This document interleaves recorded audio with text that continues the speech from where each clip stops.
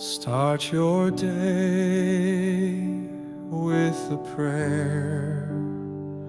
Open your heart, let the Lord lead you there.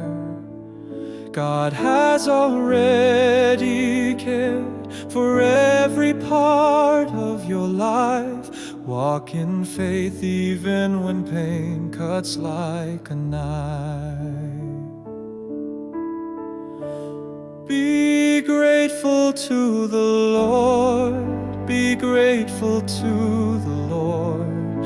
For you and for me, He gave Himself on